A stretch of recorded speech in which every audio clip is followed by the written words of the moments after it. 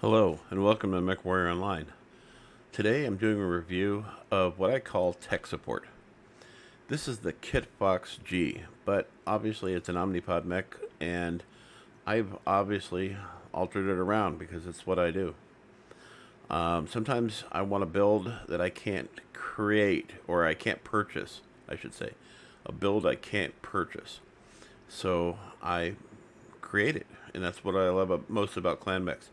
You know, it occurred to me last night. I was watching a match that my friend Licensed Derp on YouTube has he in gameplays, and it was Breaking Wind, and somebody was saying that the clan mechs have really inefficient armor, and yet people play them. So I guess people play it safe by driving inner sphere mechs than instead of driving clan mechs, which are more challenging. It's an interesting way to look at it, I guess. That's what I would say. So anyway, this is what I call tech support. The KitFox is basically designed to be a support mech for other mechs. Now you can take these things into battle and do significant damage, especially if you have a really good build. But I built this one specifically to be support for other mechs on the battlefield. And I'll show you what I mean. And it's not just the way the mech looks. It's the way it's set. So obviously I've got some toys on here. This thing is a hodgepodge of just about everything. I've got 3 laser AMS.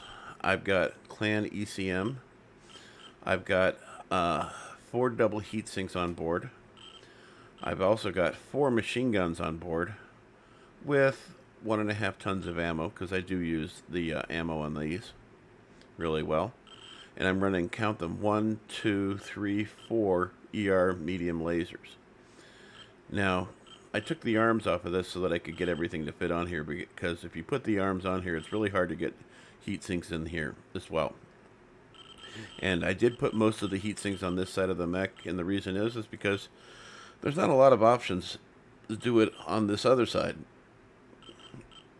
One of the really nice things about this mech is the way I've got it set up. So I don't have the original Omnipods on here, but what I do have is base armor plus 20, and clan machine gun rate of fire plus 15, and then base structure plus 10. I don't think the head's going to do much for me.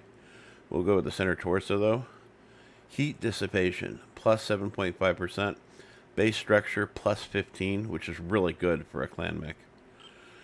And clan machine gun rate of fire once again plus 15, and then plus 10 on the structure.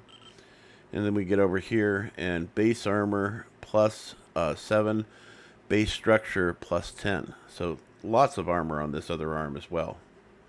Not as much as the other arm, but it would have been nice if it was close to it.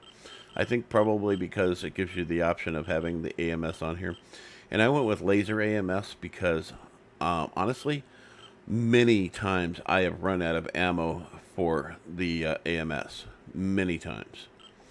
Especially with the number of missile boats that are out on the field these days. So, what else have I got going on here? Well, the heat management is 1.33 with all these weapons and the laser AMS. And the firepower is 41, and the speed is 98.7, so it's essentially 99. We'll just call it an even 99. The ECMs really get to provide a really good protection for my friends in the battle, and because I have plenty of heat sinks on board, I'm going to be able to run those laser AMS for a long time without getting too close to overheat. I supplemented my ER medium lasers with machine guns, light machine guns, so I can get that range, because I really don't want to do a lot of tanking. I want to stay as far out as I possibly can. I threw most of my armor into the front. This is one of the few times you'll see me with only 1 armor in the rear and then 2 in the center torso. And that is because I'm going to spend most of my time with other mechs providing support. Now, what else is on here? Well, I got 2 UAVs, 2 artillery strikes, and a cool shot in case I needed to keep cool. It's happened where I've needed the cool shot. I wanted to go with this because then I can provide UAVs and artillery strikes on targets. Wherever we're focusing our fire, I want to be able to do damage there as well. Not just in the form of the damage that I have available. Let's go to the skills.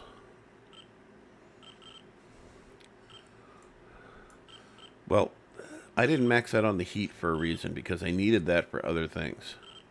So I'm not worried about velocity. I did go with full range, and I wanted to go with laser duration so that I can sop up the amount of time that I have to FaceTime with other mechs on the battlefield. But I did go with maximum skeletal density, armor hardening. Not too worried about overheating, but obviously AMS overload. A little bit of speed tweak because, you know, it makes it a little bit easier. Some of these assault and heavy mechs are actually quite quick nowadays, like those chargers. Wow. I went with Cool Run, Heat Containment, because I consider that like free armor. And then Target Info Gathering, specifically Seismic Sensor. And obviously I've got ECM, so that freed up 3 nodes right there to use for other things. And then I went with Advanced Zoom, and it came down to a choice between having Seismic Sensor and Capture Assist. And I've gone back and forth a few different directions time and time again. And I went with Seismic because I think it's just more useful overall. And then I maxed out on all the auxiliary features so that I could gain everything out of it. My Cool Shot is more powerful, my UAV is more powerful, my artillery strike is more powerful, and you know, I get all those extra nodes so I can do more on the battlefield. Basically, how I'm firing this thing, because I'm a 3-button kind of guy, is buttons 1 and 2 are firing my lasers, button 3 is handling my machine guns, and then throughout the match, I either change my ECM to counter, or I turn my laser AMS on and off. Here's an important note to take into consideration. By the way, I went with this paint job because I just think it looks cool. I think it kind of reminds me of an ambulance or a skeletal ambulance of some kind, you know, tech support. Here's an important note. If you're going to go into the back of the battlefield and do something stupid and or crazy, maybe, depending on your point of view, make sure you turn your laser AMS off. You don't want missiles firing and then people having their missiles shot down by lasers or whatever, your ballistic AMS, because it's going to point a big arrow to where you are. So just remember that when you're in the field as well. It might also be a good idea to turn your ECM off. And in that instance, you know, it kind of works for you and against you. But if you're going to get in close with somebody and they detect low signal, they're going to know that there's somebody on top of them. Nobody's stupid enough not to notice that. So anyway, this is this build here, and I'll show you what it looks like in the store originally. Go to the light mechs, and this thing's called a kit box. And here's the G. For some reason, it looks bigger in the gray coloring.